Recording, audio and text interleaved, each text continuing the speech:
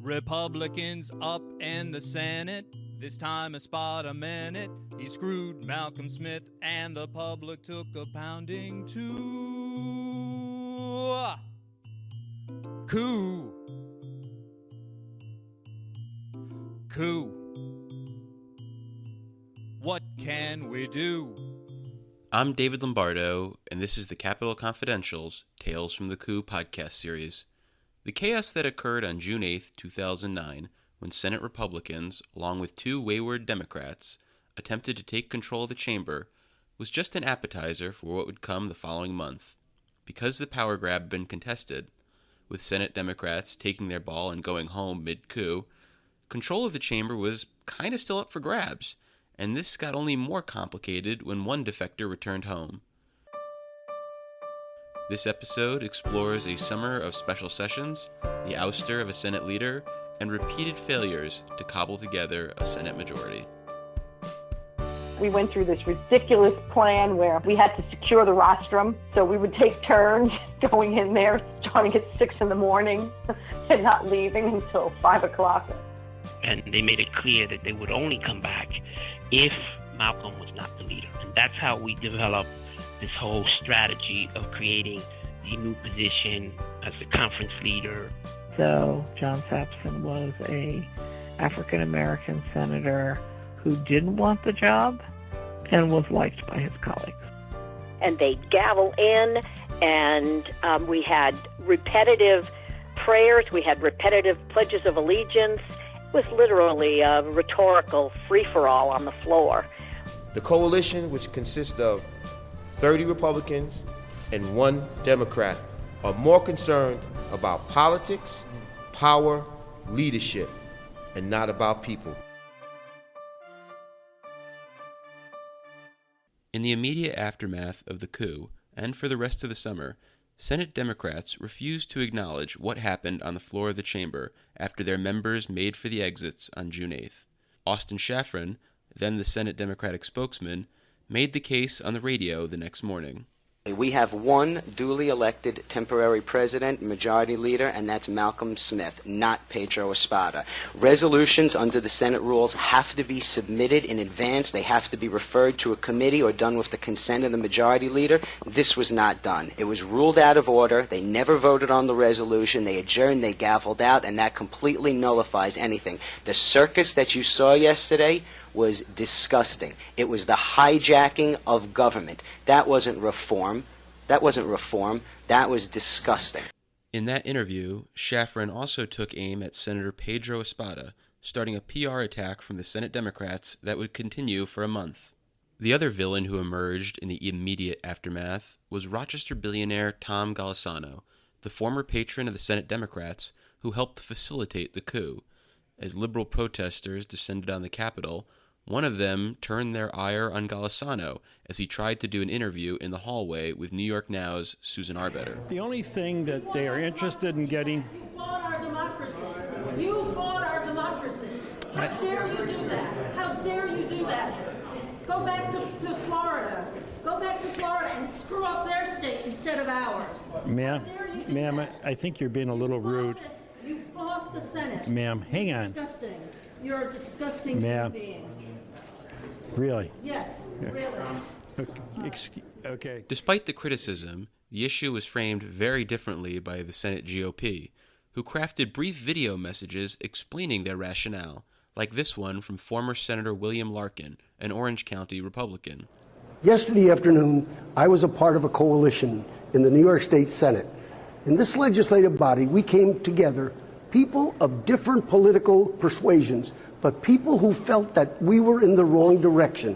We put together a parcel of rules and regulations in order to make this establishment conform to what the people who elected us sent us to Albany to do. And we found 2 young individuals out of the city of New York who are registered in a different party who came to us and said, we want to be part to fix the problem. And now we're all together. We're a coalition. People will say, well, you did it for this, you did it for that. We did it for one thing, to prove to the naysayers that we can collectively, as duly elected officials, produce a body that works for the people of the state of New York. And while the new 32-member coalition had the numbers to control the chamber's legislative process, Senator George Winter, a Southern-tier Republican, noted that they weren't able to do anything with their majority for the week of the coup. I mean, the whole thing then became somewhat chaotic due to the fact that we couldn't get control of the chamber. Remember, they locked it, and Bada came down with the key. The doors had been locked by Senate Secretary Angelo Aponte, who was aligned with the Senate Democrats, and the incident with the key was the craziest event of the summer, according to Senator Diane Savino, a Staten Island Democrat. And so the doors were locked, and then you've seen the video with Pedro marching up and Dean and them following him with the key in his hand. And we found out what happened was he had the office that overlooked the chamber from the minority member side. Jeff had the opposite one. That's where the majority leader's office, deputy majority leader's office is.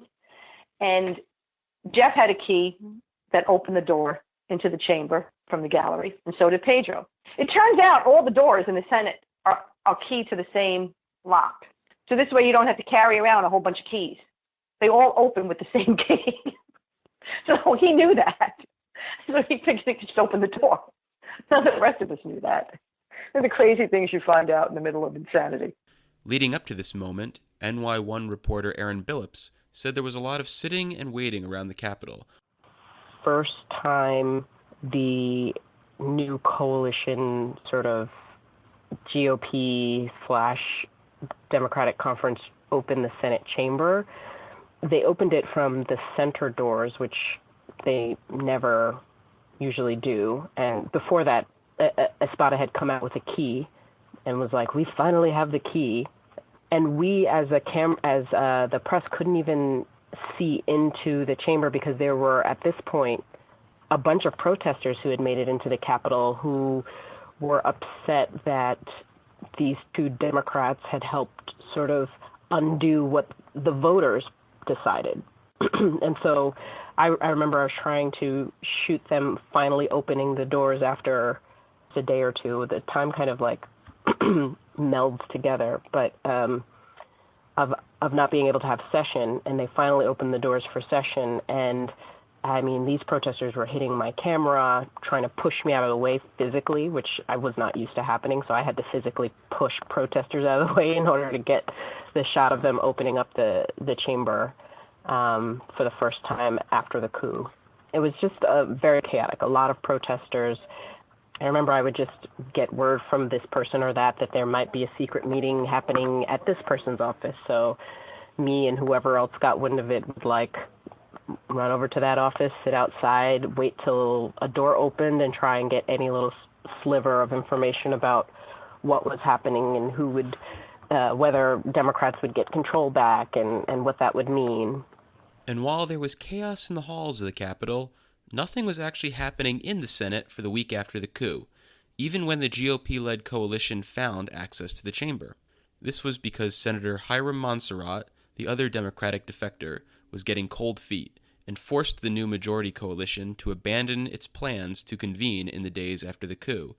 His second guessing came as the Senate Democrats and their allies began applying intense pressure to bring Montserrat, who was considered the low-hanging fruit of the two renegade senators, back into the fold.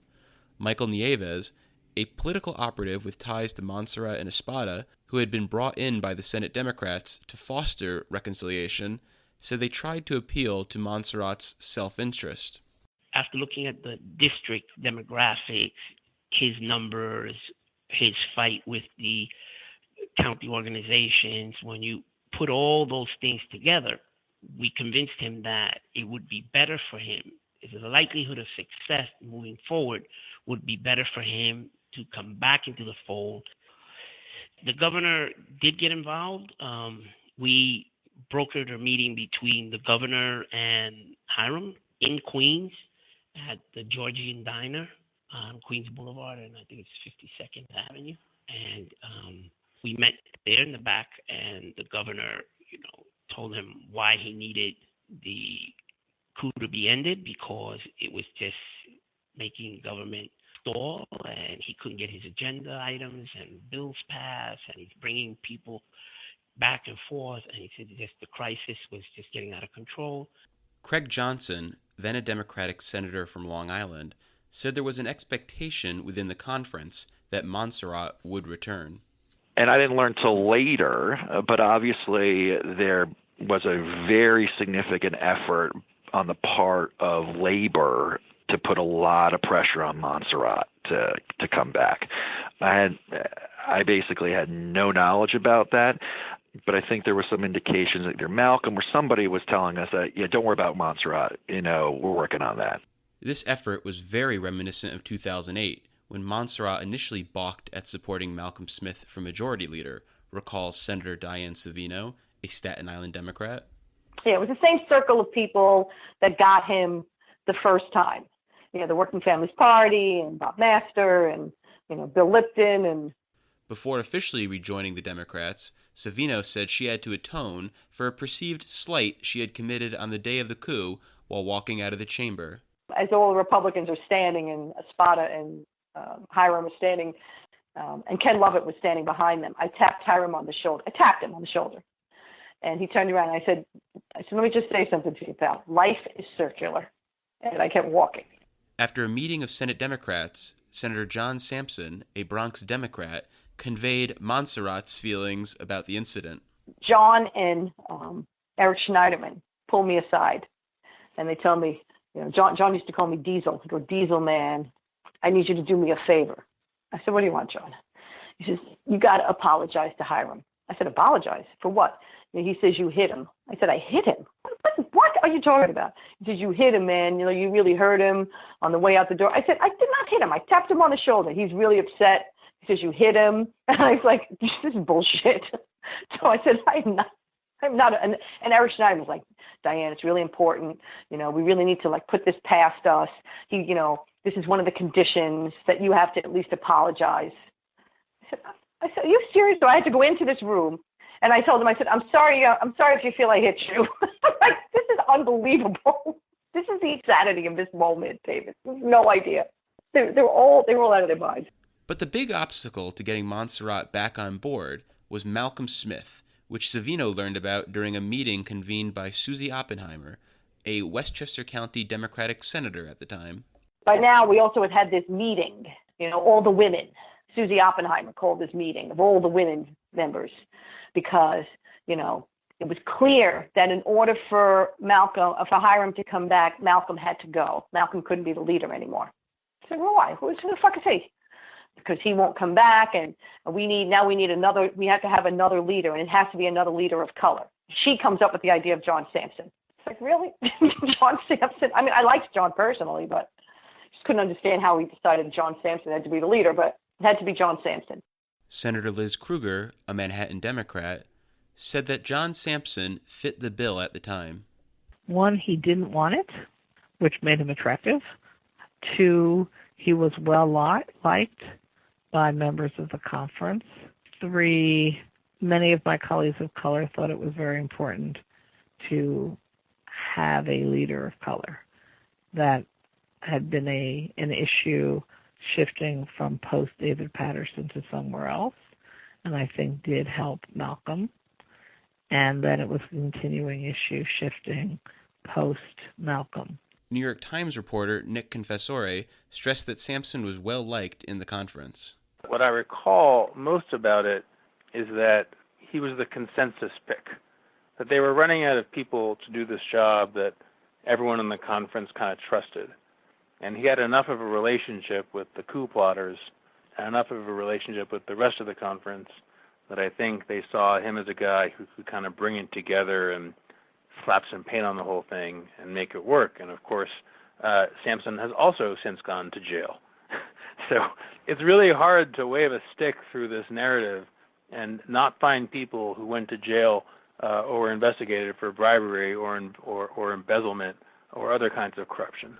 And even though Malcolm Smith was, quote, kryptonite, according to Senator Liz Krueger, a Manhattan Democrat, she noted that he held on to one of his titles and would still regularly appear with Senator John Sampson during the summer. We couldn't get rid of Malcolm Smith, even though the majority of people wanted to, because how could you have a vote on the floor? It would open up the potential for another coup and Republican grab of the leadership title. So then we continued in this very strange scenario where John Sampson was named leader of the Dems, but he wasn't the majority leader because we couldn't risk the vote. Malcolm was the majority leader, but the two of them would show up in the rooms together. Somebody should ask how those two survived that. Hank Scheinkoff, a Democratic operative allied with Malcolm Smith, argues that the internal coup was worse than what happened on the floor. So there were two coups going on here. Libas took the chamber, and these guys tried to take out the leader. There were two simultaneous dynamics. Malcolm never really had control of the caucus, and the caucus never really had control of the chamber. They only thought they did. And the governor was not helpful. He did not use any of the threats that he might have to restore order. What was extraordinary was the lack of loyalty to the guy that brought them out of the wilderness. They turned on Malcolm almost immediately. Political operatives and others that Malcolm had made, had given their careers to by helping to engineer that win, turned their back and ran right over to John Sampson as quick as they could. That's kind of the way it lays. But Smith is the real victim, is the real tragic figure here, because he's the guy who really wanted to do good, but was preyed upon, like I said, as a weakling. Rich Azzopardi, then the spokesman for Senator Craig Johnson, said Smith's powers started getting split up among the conference when it was clear his leadership was in jeopardy. It was probably a couple weeks before Sampson became the consensus choice. So there's this weird provisional government that went into effect where parts of the operation were given to different members. There was a time when the press shop was, quote unquote, given to Johnson and Dave Valesky because we had the two strongest press shops. So I was comms director for like a minute. But nothing announced, but we just started working. We worked out of Valesky's office on the fourth floor because he was vice president pro tem. He had the nice office on the fourth floor. We were working out of the conference room there, me and Court Ruddy, who was his comms director. In retrospect, Smith's demise could be seen coming shortly after the coup. While he tried to hold on, he was getting less than enthusiastic support from his Democratic colleagues, like Brooklyn Senator Marty DeLon. Malcolm is the leader of the Democratic Conference. I expect that he will continue. As you know, there is at least a member who is deciding in which direction he's going to go. And one of the preconditions that he has is that Malcolm has to step down. I think, one, that's a decision that Malcolm will have to make in terms of which direction the Democratic Conference is going to go. And that is something for the entire conference to discuss, and I expect that we would definitely be doing that either today or sometime during the course of the weekend. I think Malcolm has done a great job as our leader. However, I think that Malcolm will look at it in terms of what's right for the Democratic Conference. We have to realize that the Democratic voters of the state of New York, the people or the voters of the state of New York, all of them, the majority of them voted for us to have a Democratic Senate, and I expect that he will work hard to maintain that. While the Senate Democrats were wooing back Senator Hiram Monserrat and Senator Malcolm Smith was on his way out, they were also pursuing a legal remedy to the chamber's leadership crisis. 3 days after the coup, the Republican and Democrats were in court for the first time of the summer, but a judge didn't want any part of the Democrats' argument that Malcolm Smith had been chosen for a 2-year term by his colleagues and faulted both sides for failing to reach a leadership agreement. The Senate leadership question was back in court the second week of the stalemate, remembers Senate Republican staffer Jack Casey, who was involved in 3 cases that summer. Malcolm Smith brought a TRO, temporary restraining order application, in front of Judge McNamara, Albany County Supreme Court, and what he wanted to do was declare null and void what had happened that day. And the Republicans, we counterclaimed for declaratory judgment, saying that that was all copacetic and we were in power. Because of Tom Testo's cooperation here, we got the thing done, but he was required by Aponte to participate in the lawsuit, and they were trying to say that the Senate session that day terminated when Neil Breslin declared that we were adjourned. So they got an affidavit from Tom Testo, and then my boss called me up and said, we need an affidavit from you to say the opposite. So here I am with my boyhood friend, compelled to create an affidavit in the opposite direction. And, it was really tough because, Tom and I were very close, And nobody on our side would believe that he was cooperative and that he was one of the ones that had really helped us out. State Supreme Court Judge Tom McNamara, who declined to be interviewed for the podcast, said at the time it would be improper for him to decide the case. And we were getting whacked every time we stuck our heads up because, the judiciary didn't really like what the legislature was doing. And some of the comments were, why don't you go back to the Capitol and act as adults? You've been vested with these powers, go back and use them. And, the separation of powers doctrine that we have here, the judiciary was not really anxious or too... The judiciary really did not want to meddle in legislative politics, so they kind of used judicial restraint to stay out of it. They were back in court before Judge McNamara the next week, when Senate Republicans argued that Senate Secretary Angelo Aponte was blocking their attempts to convene session for the 2 weeks after the coup by refusing to turn on the chamber lights, microphones, and video cameras when they were in the chamber. They also alleged he directed his staff, including the Senate stenographer and sergeants-at-arms, to disregard orders from the Republican-led coalition. In court, McNamara said, quote, "This record is getting old." And with no solutions offered by the courts, Senator Neil Breslin, a Bethlehem Democrat, and his colleagues on the Democratic side were steering clear of the chamber while Republicans claimed control with their coalition. We will not be going into session. I'm going to go up and work on legislation in my office, but we're not going into session. You can't have them unilaterally going in saying that we're king and they're not. This left the GOP-led coalition with only 31 members, following Senator Hiram Montserrat's return to the Democrats, and without the 32 bodies needed for a quorum to conduct business. Governor David Paterson tried to bring the sides together to strike a deal. My move is to try to make it as palatable to both sides to recognize that they're not hurting their own legal interests by coming in and getting the people's work done. Behind the scenes, Paterson was skeptical that these efforts would work. What I wasn't saying is that I didn't think I could bring the parties together. I didn't think I asked them, would they come in and pass the aid to local governments bills? There'd be 31 of each of them on the side, in the chamber, even though it's not chamber policy, that if they liked, I would preside and just get these bills passed. None of them had any opposition. It was just aid to local governments, and they wouldn't do it. And I said, if you don't want me to do it, why don't each of you take whoever would be the person that would preside, and they could preside jointly, or do it half and half, but let's just get it done. And that will at least engender some cooperation from the public and the media who think that you're all acting, pretty irresponsibly. They wouldn't do it. So that's when I knew there wasn't much more I could do where they were concerned. One thing the governor wouldn't do that summer, recalls Paterson spokesman Morgan Hook, is leave the state while Pedro Espada was still claiming to be president pro tem, making him second in line to run the state with the lieutenant governor post vacant. Why wouldn't the governor leave the state? Because these idiots were the ones who even knows what they would have done? They would have barricaded themselves in the governor's office and declared martial law or something, and it would have ended up in the courts. It was just like, we're just not going to take the risk, considering who we're dealing with. When the GOP-led coalition did convene session on scheduled days, often in the dark, they tried to bring up issues that would pressure upstate Democrats to enter the chamber and provide the 30-second vote, as journalists Jimmy Vilkine, Susan Arbetter, and Rick Carlin explained on New York Now.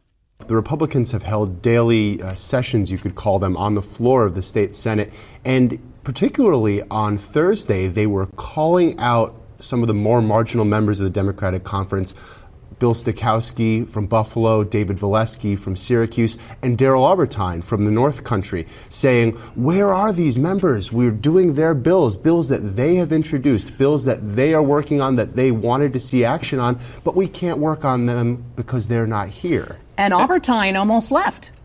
Yes, he almost Democrats. switched sides. Apparently, he was close to joining the GOP on Thursday, from what we reported. He's under a lot of pressure. He's in a Republican district. He's a Democrat in a Republican district, so he's feeling a lot of pressure at home. And the Senate Republicans gave some added pressure by saying, well, why aren't you taking care of your constituents? Why aren't you here to vote for these power subsidies and so forth? And while a deal on power for jobs fell apart due to a disagreement over Pedro Espada's role moving forward, Senator Albertine would continue to threaten to jump ship all summer over the issue. Senator Craig Johnson, a Long Island Democrat, said he also had conversations with the Senate GOP about joining their coalition government. During that time, if you recall, I mean, I had gotten elected in a pretty high-profile special election, gotten reelected, and representing a part of Nassau County. And look, they never sent Democrats to the state Senate, ever from Long Island. The Long Island Nine, which was a Republican Long Island Nine. And so, Senator Skelos and I would say were not particularly close. During this time, Dee and I had a couple conversations where, from my mind, I was trying to get a sense of what are you trying to do here, with Pedro Espada? And it never really went anything more than, trying to figure out, is there a way that, something could stop and, we could, get back to the business of governing. And I always got the sense that Dean was just not about to walk away from Pedro Espada, that Pedro brought him to the table and Dean was going to stick by him. And that was a complete 100%, non-starter for somebody like me. And I think, from our point of view, in terms of, governing, we had been stuck and saddled with this, difficult budget. We've been forcing to take, difficult votes, dealing with the tax issues, not dealing with, the property tax cap and things that were more moderate of nature. And I think a bunch of us were like, is there a way that we could put something together that would allow some of these issues to come to light and move forward, knowing full well, by the way, that the Assembly wasn't going to do anything, right? It wasn't as if magically we had a coalition government that the Assembly would be like, oh, property tax cap, great idea. I think it was more of like seeing folks out and about. It wasn't like, members were hiding from one another, but the rank and file would be like, what can we do here? But it never really went anything more than that. Rich Azzopardi, then Senator Johnson's spokesman, said the GOP were eyeing other members, too. There was a weird 24 hours where Tom DeWayne was almost a member of the Reform Commission. The rumors started spreading around, and then they said Marty Dillon was getting floated around because he was close to he was seen as close to Carl Kruger and some of those other guys. Marty pretty quickly said no. And then but DeWayne is 24 hours and nobody can reach him. I don't know whatever happened with it. And there was some stories at the time about it. The rumor was they put marriage equality on the floor, and if they needed some votes, we'll give them some votes. At one point where there was a group of members who were prepared to say, you know what, us 5 or us 6. I won't go into who they are. We're going to have a press conference saying, we're open again. We're open to negotiating just this block of 6 with any combination of Democrats and Republicans gets to 32. Just no Pedro. That's they're about to say that, but that would have undermined whatever efforts that the actual Democrats were doing. There was a staffer who got wind of it, a central staffer. Instantly told central staff, and the whole thing got scuttled.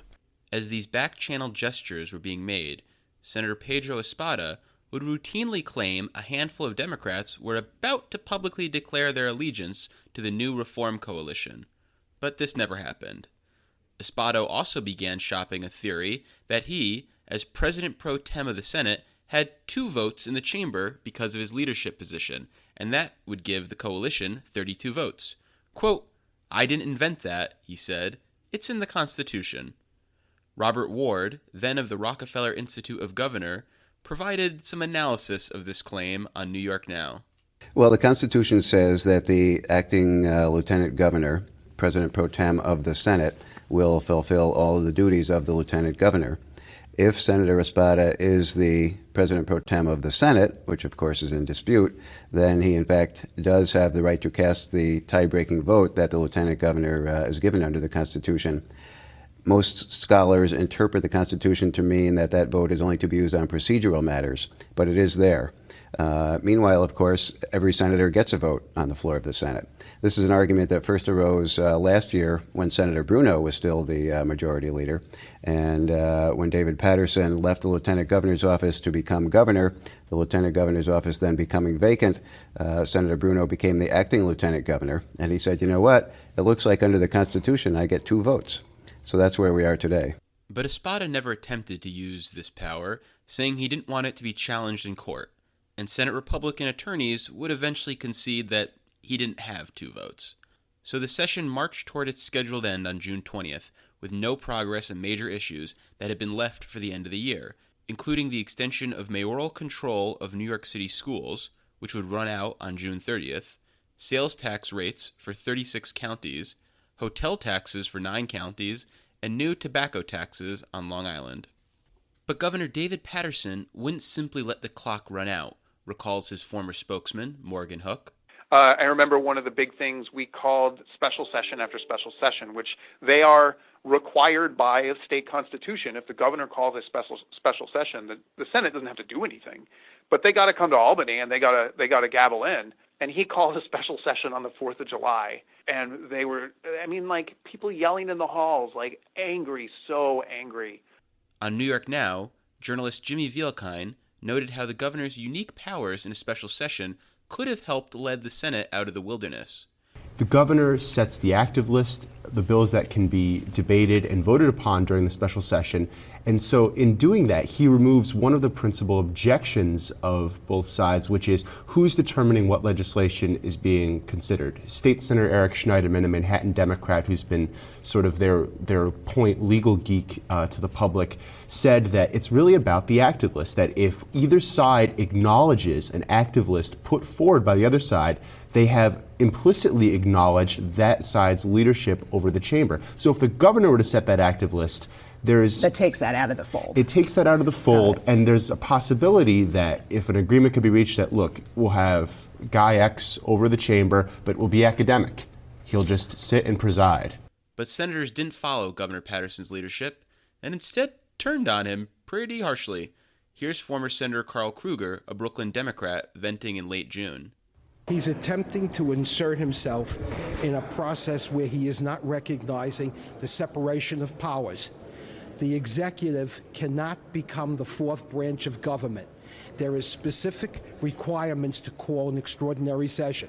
The bills that he is presenting represent his political and social agenda and some misguided hope of trying to get himself 20% in the polls. The harshest words, though, came from Senator Kevin Parker, a Brooklyn Democrat who at the time called his former Senate colleague a coke-snorting, staff-banging governor who wouldn't get reelected. At the end of June, Senate Democrats and Republicans found themselves on the same side of the courtroom as they squared off against Patterson's calls for a special session, a demand that hadn't been extended to the Assembly. Republican Jack Casey said the judge wasn't sympathetic to the senators. Judge Teresi, an old friend of mine, humiliated everybody in court and said, you're acting like children, get back there and get into session. And they wanted him to call us into session at 11. He says, no, I'm calling you into session at 10. This was like a 9:15 court appearance. So we had to run back across the street and come into session. Governor Patterson also tried to appoint mediators to strike a working agreement and offered to have Chief Judge Jonathan Littman preside as a neutral figure over session. Morgan Hook said Patterson was thinking of anything that could motivate the senators, such as not paying them. You want to talk about making elected officials angry, and also this idea of Democrats feeling betrayed by David Patterson. Him going out publicly and holding a press conference and saying they shouldn't get paid, and Tom DiNapoli, I want you to stop cutting them their paychecks. Yeah, I could see why they might feel betrayed by that. With the start of the special sessions, television reporter Marcia Kramer aired a piece that noted an apparent strategy of the Senate Democrats. As incredible as it may seem, the pictures you are looking at now are Democratic senators who locked themselves inside their chamber so they could be first in for the special session called by Governor Patterson. The pictures, shot through a window of the Senate door, seem to show that it was all about taking possession of the podium. That's Yonkers Senator Andrea Stewart-Cousins standing there to prevent a Republican from taking over. The move came shortly after Democrats said that talks at establishing a bipartisan operating agreement fell through because the Republican coalition insists that the Senate president be Bronx Senator Pedro Espada. Senator Liz Krueger, a Manhattan Democrat, said a theory about controlling the chamber emerged during the stalemate. So we were just sort of waiting, and I don't know what we were really sincerely waiting for at the time. And there was even this bizarre theory that whoever physically controlled the Senate chambers was in the majority. So the Democrats decided we were always going to have someone in the chair on the dais and someone else in the floor leader seat. And so we would be pretending we'd be in session, and hence the Republicans couldn't take it. And we would get assigned hours to sit in one of those seats. And I remember having an early morning assignment where I'm up on the dais, reading the New York Times, drinking my coffee, and the press broke in from the fourth floor onto the gallery. As I recall, it was Pedro Espada had the keys for some reason from his office to be able to get into the gallery, so he let the press in. So the press was up there yelling at me, "What are you doing here early in the morning?" I said, "Reading the Times and drinking my coffee." "No, why are you on the dais?" "I'm protecting the Senate." "What do you mean you're protecting the Senate?" "We all have duty hours protecting the Senate. Didn't you hear the Canadians might be attacking?" "I'm protecting the Senate." And reporters are like going to throw their papers at me. I go, "Really, guys, I have nothing else to offer other than that we all have hours to serve. These are my hours. I'm drinking coffee and reading the Times. And if the Canadians come, I'm going to stand up for our Senate." Because the whole thing was so absurd, what else could you possibly say? When the special session was called on June 23rd, the GOP-led coalition arrived an hour before they were scheduled to start, but the Senate Democrats were, obviously, already in the chamber, with Senator Andrea Stewart-Cousins on the dais. Then it started to get strange, as Senator George Winter, a Southern Tier Republican, was rebuffed by the sergeants-at-arms when he tried to ascend to the occupied dais. He had me almost restrained when I attempted to go up go up to the podium, and then that's when I held the session in front of the podium. We passed 50-some bills, I think. I mean, there were Democrats in the room, but they just sort of sat there and did nothing. And I had used Chuck Fuschillo's at one point his eyeglass case is a gavel. Poor Valesky's got trapped, and when we did the Pledge of Allegiance, and he sat there and didn't join for the Pledge of Allegiance and whatever, and he got whacked pretty good at home. With Winter at the helm and GOP counsel Jack Casey serving as secretary, they ran through a list of non-controversial legislation that ranged from bills creating Thurgood Marshall Day, mark your calendars, that's May 13th, to sales tax extenders. All the while, Senate Democrats did nothing, acting like nothing was happening around them, like in the case of the Pledge of Allegiance. But then, at 3 p.m., when session was scheduled to start, the Senate Democrats sprung into action, and the two sides attempted to hold sessions at the same time. Here's a taste of the dueling sessions. Senator Smith, I have us suggest the proclamation, which I've handed down to the Secretary this time. The Secretary will read.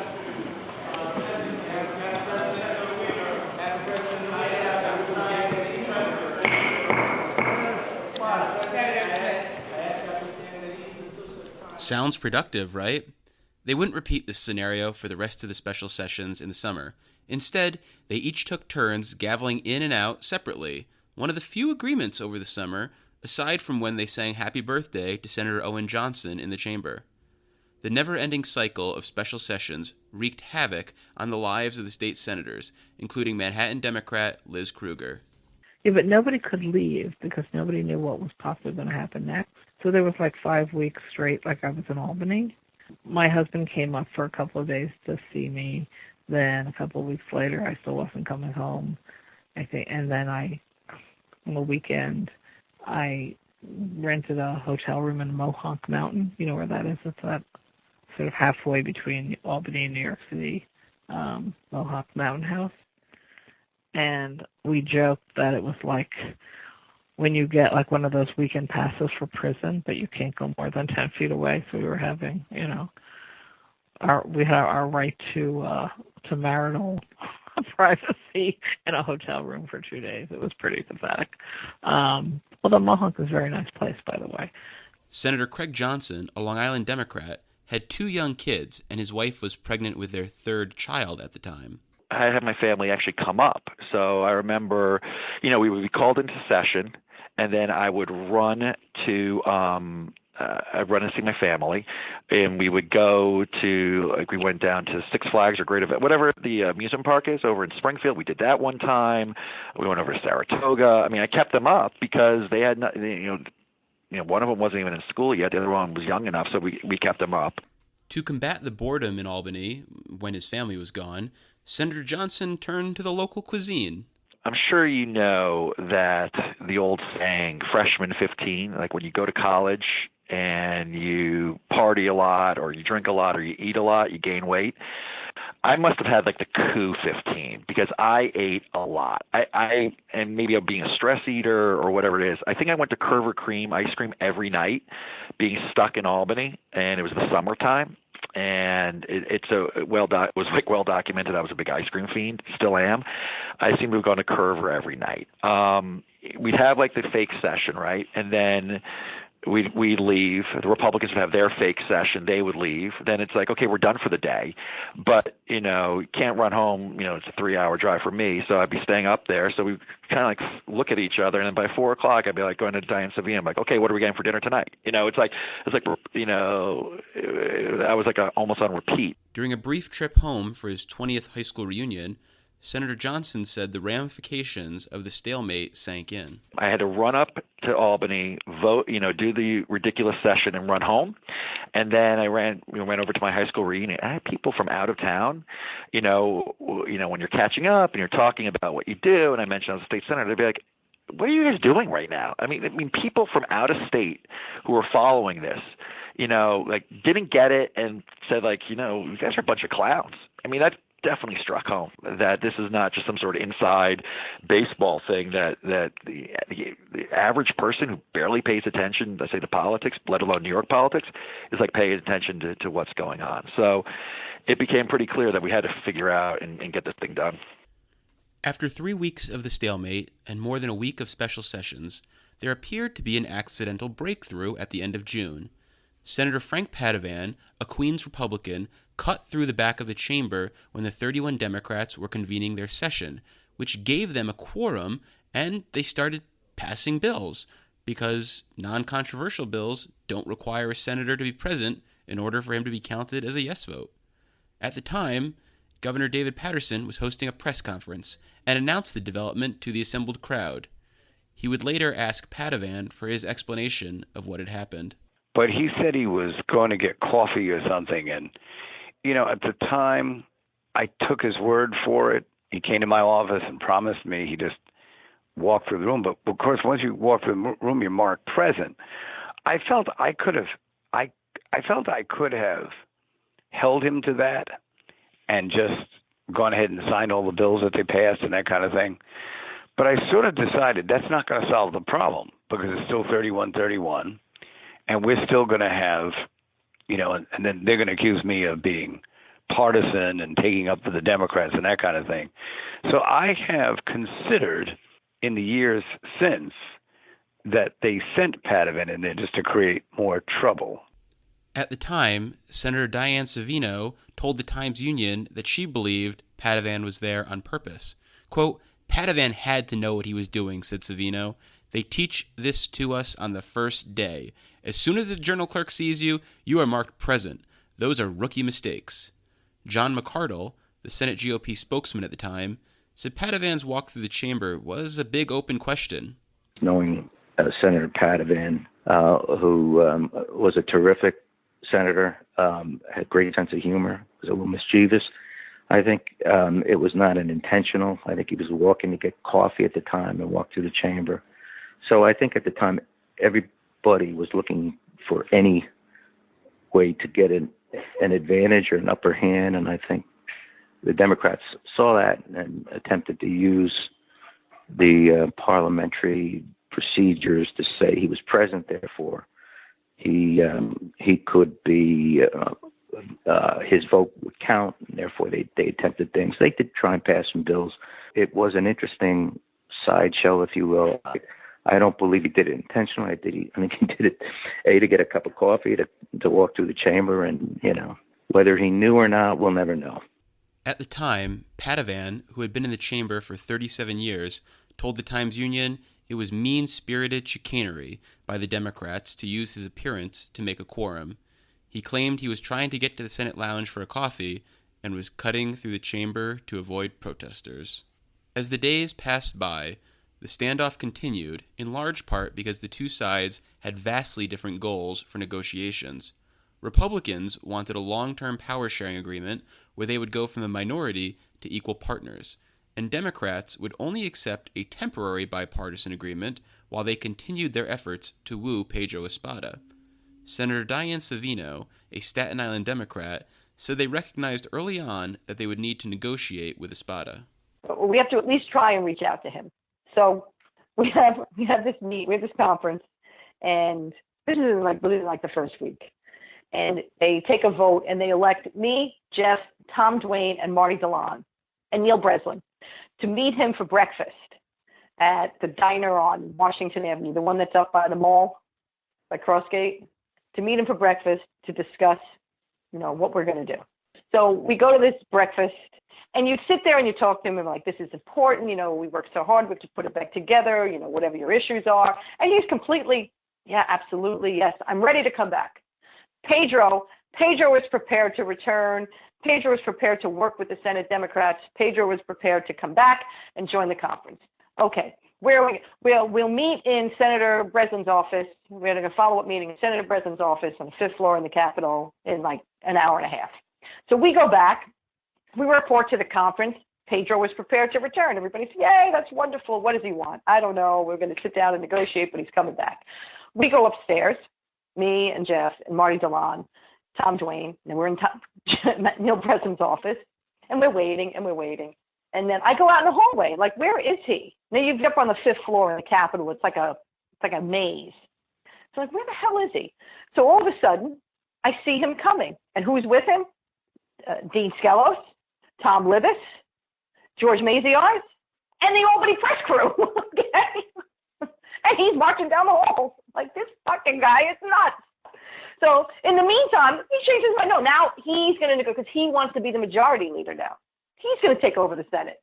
And he's like, all right, we're out of here. So that was the end of the first attempt to negotiate a truce. And then we just were at each other for the next month. As efforts to reconcile became more serious later in the summer, Rich Azzopardi, a Senate Democratic spokesman, said their press shop was implored to stop its war of attrition against Senator Espada. We came up with a strategy that got memorialized in a New York Magazine piece on Pedro right after the coup, which was we kept putting out these one-off statements from members saying that, the most important thing to do is to function, and that, we will, in order to move forward, we'll enter into a power sharing agreement with any member that forms with any number of members that form a majority, except for Pedro Espada, and it was like for an hour, it was like 20-something statements went out, all saying the same thing. And this is like pre-Twitter, this is just like, it's like everyone's refreshing the blogs. Everyone's like, looking for like anything, any bit of news, but like these things kept hitting reporters' inboxes. And Pedro kept seeing all this stuff happen, and he lost his mind. And later that day, there was supposed to be a, quote, peace talk between Malcolm, Jeff, Libas, Skelos, and Pedro. And Pedro, because Jeff was the first one to put out a statement, starts screaming at Jeff. They almost come to blows. And Malcolm and Samson, I believe Samson was there. Malcolm and Samson separated them. Which was amazing. But for a month, the Espada talks would go nowhere, and the Senate would remain non-functioning. But we were a laughingstock. The New York Post sent a clown up here to walk around like it was normal, and after a little while, it became normal. The clown was in connection with a New York Post cover, which gave the senators clown costumes. Senator Diane Savino said the whole experience was a media circus. I will never, ever get over seeing myself on the front page of the New York Post with a clown head superimposed over my body. It was a shit show. And that's our show. My thanks to Dr. Joe Lombardo for our music, and to New York Now for letting me mine their archives. I'll be back in your ears next week with the penultimate episode of the Tales from the Coup series, which will resolve the summer stalemate. So they said, can we send somebody to the restaurant where you're eating? And if you sign the oath of office, we'll have it immediately taken to Albany and registered, or else can get a judge to sign a restraining order. Make sure you subscribe to the show wherever you download podcasts so you never miss an episode. And iPhone listeners should rate and review the podcast, as it helps other people discover the show and really boosts my fragile ego. And finally, thanks to Casey Seiler for taking us home. Until next time, podcast adjourned.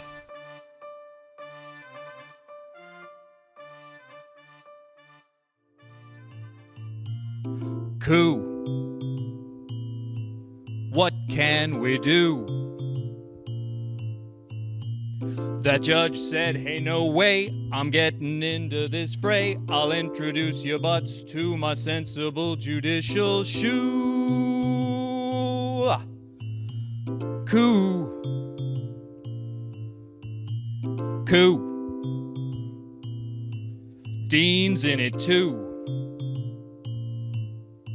Yeah, his conference has a new friend with ethics off the deep end. They talk about reform, I start to laugh until I turn deep blue. Coup! And hey, what about that Montserrat? That guy's jumping back and forth like some kind of a tin roof cat. Oh, a coup! Pedro claims 32. Now he's saying pro tempore. Someone gave him a door key. He opens up the door, but there ain't squat the GOP can do. Coup. I'm talking about coup. It involves me and you, and my good friend Gabe too.